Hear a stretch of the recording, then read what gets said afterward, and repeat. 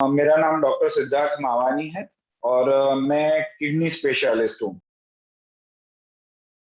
Kidney को हम super computer भी बोलते हैं। ये सुपर कंप्यूटर कहाँ पे है? तो सुपर कंप्यूटर अपने पेट में ही है, लेकिन पीठ की तरफ है। सो हम आगे से उसको देख नहीं सकते, वो पीठ की तरफ है। तो ये बीन शेप्ड, माने बीन, या तो हम उसको वाल के दाने भी बोलते हैं, उसके शेप के ये दो ऑर्गन है, जिसकी साइज करीबन 9 से 9.5 सेंटीमीटर है। या तो एक जो भी एडल्ट आदमी है उसके मुट्ठी के साइज के होते हैं, और उसका वजन करीबन 300 से 350 ग्राम का होता है। ये पीठ पे कहाँ पे हो गए? तो जहाँ पे हमारी लास्ट रिब खत्म होती है, और वो जो रिब है माने 12 नंबर की रिब, और वो जो स्पाइनल कॉलम माने रीढ़ की हड्डी को जहाँ पे मिलती है, उसको हम रीनल एंगल या तो किडनी का एंगल बोलते हैं। और वहां उसके नीचे दीवार को छू के किडनी, दोनों किडनी वहां पे बैठी हुई है।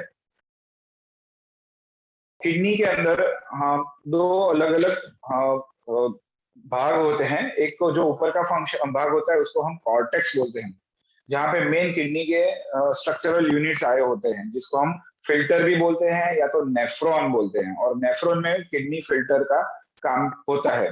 और जो दूसरा भाग अंदर की तरफ होता है उसको मेड्यूला बोलते हैं, जहाँ पे पेशाब घट या तो पतला होने का काम होता है, जिसको हम मेड्यूला बोलते हैं। तो ये नेफ्रॉन की संख्या हर एक किडनी में, जैसे हमने बताया कि 2 किडनी होती है, तो हर एक किडनी में करीबन 10 लाख फिल्टर्स होते हैं। और दोनों फिल्टर्स, जो दोनों किडनी है, उसमें ये फिल्टर की संख्या जन्म के टाइम निश्चित हो जाती है। उसके बाद वो बढ़ते नहीं है, 30 साल की उम्र तक वो वैसे ही रहते हैं, और 30 साल के बाद उसमें कमी आती है, जिसको हम घिसाव या तो उम्र की प्रोसेस बोलते हैं। किडनी रोज जब भी काम करती है, दिन रात 24 घंटे और 7 दिन वो काम करती है जन्म के समय से। और कितना काम उसको मिलता है? तो हर एक धड़कन के साथ 20% खून किडनी तक जाता है। तो अगर हम ऐसा देखें तो एक दिन में करीबन हजारों लीटर की संख्या में किडनी तक खून पहुंचता है, और उसमें से कचरा किडनी साफ करके बाहर फेंकती है, जिसको हम यूरिन बोलते हैं। और शुद्ध हुआ हुआ ब्लड वापस हृदय की तरफ जाता है और पूरे शरीर में फैलता है। So as we know, we are having two kidneys, and each kidneys are having at least 10 lakhs of filters, and each filter is having their its own unique function. So basically, हमको ऐसा पता है कि हमारे जो kidneys है वो पेशाब बनाने का काम करते हैं, उससे ज्यादा हमारा नॉलेज नहीं है। माने हमारा किडनी का फंक्शन क्या है? तो पेशाब बाहर फेंकने का, कचरा बाहर फेंकने का। किडनी क्या करती है? तो कचरा बाहर फेंकती है, या तो यूरिन बाहर फेंकती है। यूरिन माने क्या? तो एसिड, कचरा, क्षार, पानी, यूरिया, क्रिएटिनिन माने कचरा। तो ये सब इकट्ठा होके पानी के माध्यम से, माने प्रवाही स्वरूप से किडनी से बाहर फेंके जाते हैं। सो ये बना यूरिन। सो जो शरीर के चयापचय की प्रोसेस के अंत बाद में जो भी कचरा बनता है, वो यूरिन के स्वरूप में से ब्लड में से बाहर फेंका जाएगा किडनी के द्वारा। किडनीज अपने जो है उसको हम सुपर कंप्यूटर भी बोलते हैं। सुपर कंप्यूटर क्यों बोलते हैं? तो उनके पास अपना खुद का दिमाग है। समझो कि हम एक गर्म प्रदेश में है, हमारे पास पानी का एक्सेस नहीं है, या तो हमने कम पानी पिया है, तो अपने किडनी क्या करेंगे? गाढ़ा पेशाब बनाएंगे, जिसकी लिमिट 400 ग्राम पर डे तक हो सकती है। माने कम से कम 400 ग्राम तक पेशाब बनाते हैं। और जब भी हमारे पास पानी की एक्सेस ज्यादा है, या तो हमने पानी ज्यादा पी लिया है, या तो हम अभी ठंडे प्रदेश में हैं और पसीना नहीं बन रहा है, तो अपनी किडनी ज्यादा पानी बाहर फेंकेगी, उसको डाइल्यूशन फॉर्म में, माने उसको पतला करके बाहर फेंकेगी। ये भी अपने किडनीज नक्की करते हैं, और वो कितने अमाउंट तक हम पेशाब बना सकते हैं। 20 लीटर तक हम पेशाब बना सकते हैं। दिस इज अ, ये अगर आपने समझा तो ये हमारे किडनी के पास कैपेसिटी है कि वो कम से कम 400 और ज्यादा से ज्यादा 20 लीटर तक पेशाब बना के भी अपने शरीर का स्वास्थ्य मेंटेन करती है। उनके पास अपने खुद के दिमाग है किडनी के पास, एंड उसके कारण ही हम उसको सुपर कंप्यूटर बोलते हैं। नाउ ये हमारी किडनी की हुई कॉन्सेंट्रेटिंग एंड डाइल्यूटिंग कैपेसिटी, माने पेशाब को गाढ़ा बनाना या तो पतला बनाना। हड्डी की जो हेल्थ है वो भी किडनी के ऊपर आधारित है। अभी आपको लगेगा कि कैसे, क्या हड्डी और किडनी को कैसे लेना देना है? तो हम जब भी धूप में बैठते हैं और जो हमारे पास विटामिन आता है चमड़ी के थ्रू, वो उसको बोलते हैं विटामिन डी। लेकिन ये विटामिन डी कच्चे स्वरूप में है, इसको हम 1 हाइड्रोक्सी विटामिन डी बोलते हैं। और ये विटामिन ब्लड में से होके किडनी तक पहुंचता है, जहां पे उसका पक्का स्वरूप 125 डाई हाइड्रोक्सी विटामिन डी माने पक्का विटामिन डी बनता है, और जो अपने हड्डी को मजबूत बनाता है।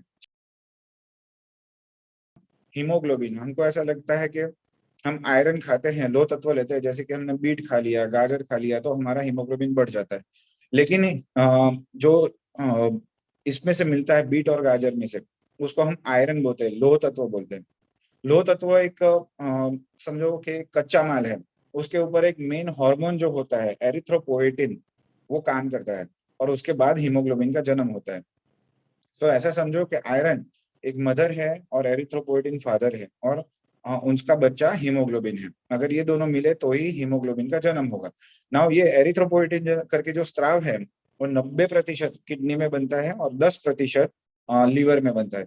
सो हर एक किडनी के दर्दी को जब भी किडनी का कामकाज 65% से कम हो जाता है, तो ये एरिथ्रोपोएटिन बनने की प्रोसेस कम हो जाती है, और उसके कारण हीमोग्लोबिन कम हो जाता है, और उसके कारण जो बीमारी बनती है उसको हम एनीमिया या तो खून की कमी बोलते हैं। ब्लड प्रेशर, या अभी आपको लगेगा ब्लड प्रेशर के साथ किडनी का क्या लेना देना। हम जब भी ब्लड प्रेशर बढ़ता है तो हम हार्ट के डॉक्टर के पास जाते हैं, लेकिन हार्ट तो एक फंक्शनल जैसे पंपिंग स्टेशन जैसा है, उसके पास ब्लड आता है और वो पंप करके उसको आगे बढ़ाता है। किडनी में एक रसायन बनता है जिसको हम रेनिन बोलते हैं, और वो रेनिन आगे जाके एंजियोटेंसिन करके जो हार्मोन है वो बनाता है, और वो एंजियोटेंसिन खून की नस को सिकुड़ता है, और उसके कारण ब्लड प्रेशर का जनरेशन होता है। सो अगर किडनी का कामकाज ठीक से नहीं हो रहा है, तो रेनिन और एंजियोटेंसिन का जो स्त्राव है वो एबनॉर्मल होता है और ब्लड प्रेशर बढ़ता है। सीकेडी माने क्रोनिक किडनी डिसीज, माने किडनी का एक बीमारी जो वेर एंड टेयर घिसाव करता है, उसके क्या क्या कारण है और ये क्यों कॉम्प्लेक्स सिचुएशन है। तो क्रोनिक किडनी डिसीज सीकेडी, अगर हम इंडिया की बात करें तो इंसिडेंस रेट देखें तो भारत में at least 7 to 9% of population kidney कोई ना कोई किडनी डिसीज से प्रभावित है। और एवरी ईयर माने हर साल एटलीस्ट 1 लाख लोग, नए लोग, या तो नए पेशेंट्स को डायलिसिस या तो किडनी बदलने के ऑपरेशन की जरूरत पड़ती है। तो ये अमाउंट ऑफ बर्डन है अपने देश के ऊपर। 33% माने 100 में से 33 किडनी के पेशेंट जो होते हैं, उनको किडनी फेल होने का कारण, मुख्य कारण डायबिटीज है।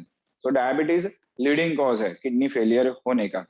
उसके बाद अनडिटरमाइंड इटियोलॉजी, माने हमको पता ही नहीं चलता और कोई कारण भी नहीं मिलता, वैसे किडनी फेलियर होते हैं। ये ऐसा कैसे डायग्नोसिस होता है? तो जब भी पेशेंट हमारे पास आता है तो लक्षण कम होने की वजह से वो उसका प्रेजेंटेशन काफी लेट हो जाता है। तो वो टाइम तक उसकी किडनी सिकुड़ चुकी होती है, तो हम उसका डायग्नोसिस नहीं कर पाते कि हम उसकी किडनी बायोप्सी या ऐसा कोई जांच नहीं कर पाते जिससे जिससे हमको पता चले कि इसको कौन सा किडनी का प्रॉब्लम है।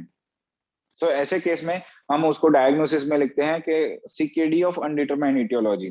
उसके बाद ब्लड प्रेशर के कारण किडनी पे असर होता है। उसके बाद आनुवंशिक रोग जैसे कि पॉलीसिस्टिक किडनी डिसीज, जैसे किडनी में पानी के बुलबुले बन जाते हैं, तो वो एक है। उसके बाद ग्लोमेरुलोनेफ्राइटिस और अदर मिसलेनियस कॉजेज वो इसमें इंक्लूड होते हैं। फर्स्ट स्टेज जिसमें पेशेंट का क्रिएटिनिन लेबोरेटरी रिपोर्ट नॉर्मल रहता है, लेकिन उसको यूरिन में प्रोटीन लीक होने का शुरुआत होता है। उसके बाद ग्रेजुअली इसके ऊपर अगर ध्यान नहीं गया तो धीरे धीरे करके क्रिएटिनिन नाम का जहर बढ़ता जाता है, जो अगर 60 से 90 के बीच पहुंचे तो हम उसको किडनी डिसीज का स्टेज 2 बोलते हैं। अगर वो 30 से 60 के बीच है तो उसको स्टेज 3 बोलते हैं। अगर वो 15 से 30 के बीच है तो उसको स्टेज 4 बोलते हैं। और 15 से नीचे जब भी किडनी का फंक्शन जाता है तो हम उसको स्टेज 5 बोलते हैं, जहां पे डायलिसिस की आवश्यकता या तो किडनी बदलने के ऑपरेशन की आवश्यकता आती है। सो अप टू स्टेज 3, पहला जो स्टेज है वहां पे हम उसको रिवर्स कर सकते हैं, माने हम उसको वापस कर सकते हैं। लेकिन अनफॉर्चुनेटली यहाँ पे लक्षण, कोई पेशेंट को कोई लक्षण होते नहीं है, तो ये डायग्नोसिस पूरा मिस हो जाता है। अप टू स्टेज 3 माने जब तक किडनी 30% भी काम कर रही है, हम उसको आगे बढ़ने से रोक सकते हैं। लेकिन एक बार 30 से नीचे किडनी का कामकाज गया, माने अगर वो 15 से 30 के बीच है, तो वो धीरे धीरे करके 15 से नीचे उतरता है। ये वेर एंड टेयर या तो यूजेज की प्रोसेस है। और अल्टीमेटली चौथे और पांचवें स्टेज के जो दर्दी है उनको ग्रेजुअली डायलिसिस या किडनी बदलने के ऑपरेशन की जरूरत पड़ती है। किडनी को हेल्दी रखने के लिए क्या डूज एंड डोंट्स है, माने क्या करना चाहिए और क्या अवॉइड करना चाहिए। Keep your self very fit, do regular exercise, अपने आप को फिट रखे और रेगुलर एक्सरसाइज करें। रोज एटलीस्ट 25 से 30 मिनट ब्रिस्क वॉक, माने आपको थोड़ा सांस फूले ऐसा एक्सरसाइज करना है, सिर्फ टहलना नहीं है। तो उससे आपके ओवरऑल बॉडी का सर्कुलेशन, मेटाबॉलिज्म इंप्रूव होगा और उससे हर एक ऑर्गन इंप्रूव होगा। उससे डायबिटीज, ब्लड प्रेशर भी कंट्रोल में रहेगा, जो मेन डिसीज है जो किडनी को बीमार कर सकते हैं। इतना एक्सरसाइज करना चाहिए, जैसे मैंने बोला 25 से 30 मिनट इज सफिशिएंट इनफ। बहुत ज्यादा विगरस भी नहीं करना है। अगर आप कंफर्टेबल नहीं है तो उससे ज्यादा अननेसेसरी बॉडी को स्ट्रेस आउट मत करें। चेक रेगुलर आपके जो भी बॉडी ब्लड रिलेटेड रिपोर्ट्स है, यूरिन रिपोर्ट्स है, उसको रेगुलर चेक करते रहे। आपके डॉक्टर के पास रेगुलर फॉलोअप रहे, फॉलोअप में रहे, जिससे आपका शुगर और ब्लड प्रेशर का कंट्रोल है या नहीं है वो पता चले। आपको डायबिटीज, ब्लड प्रेशर आ रहा है या नहीं आ रहा है वो भी पता चले। Blood sugar and blood pressure का कंट्रोल खुद को भी रखना आना चाहिए। ब्लड प्रेशर कितना होना चाहिए, तो ब्लड प्रेशर शुड बी 120/80, 120/80 के आसपास होना चाहिए। और sugar, fasting blood sugar less than 100 और खाने के 2 घंटे बाद का शुगर अराउंड 180 के आसपास होना चाहिए। और 3 महीने का जो HbA1c का जो रिपोर्ट है, it should be around 6.5 and वो 7 से ज्यादा नहीं होना चाहिए। Don't ignore your diabetes and blood pressure. अगर आपको है तो आपको उसकी दवाई लेनी है। दीज आर ऑल कंट्रोलेबल, माने आप कंट्रोल कर सकते हैं, they are not curable. So don't stop their medication without asking your doctor. आपके डॉक्टर को पता होना ही चाहिए कि आप दवाई कैसे ले रहे हैं, या तो आपने दवाई बंद किया है। आपके डॉक्टर की इजाजत के बिना वो दवाइयां बंद नहीं करनी चाहिए। उसको शुगर को और ब्लड प्रेशर को कंट्रोल में रखना चाहिए। Always have healthy food habits, unnecessary salt intake, unnecessary fat intake को टाले, जिससे आपका मोटापा बढ़ रहा है, आपका ब्लड प्रेशर बढ़ रहा है। Junk food which are easily available, हम रेस्टोरेंट में बार बार खाना खाने जाते हैं, वो अवॉइड करना चाहिए। अभी तो रेस्टोरेंट भी घर पे आ रहा है थ्रू जोमेटो एंड स्विगी। तो ये सब चीजें जो हैबिट फॉर्मिंग है उससे दूर रहें, क्योंकि उसमें काफी ज्यादा सॉल्ट की अमाउंट रहती है। और सॉल्ट जब भी हम ज्यादा लेते हैं तो वो ब्लड प्रेशर को बढ़ाता है। तो डेली कितना सॉल्ट लेना चाहिए? It should not be more than 6 gram per day. 6 ग्राम से ज्यादा आपको सॉल्ट नहीं खाना है। अगर आपके डॉक्टर ने ऐसा बोला कि सॉल्ट कम खाना है, तो काफी सारे लोग ऐसे हैं कि दूसरे सब्स्टिट्यूट सॉल्ट जैसे सिंधालू नमक या तो लो सोडियम, जैसे कि लोना करके सॉल्ट आता है, वो सब कर रहे हैं। लेकिन लो सॉल्ट माने लो salt, you should not be supplementing it by another से कोई दूसरे सॉल्ट से उसको सब्स्टिट्यूट नहीं करना है। आपको खुराक में, आपकी हैबिट में उसको कम करना है। अल्टीमेटली तीखा है, खट्टा है, खारा है, वो सब हमने हमारे जन्म के बाद ये सब हैबिट बनाई हुई है। तो हमारी हैबिट को ही कंट्रोल में करना है।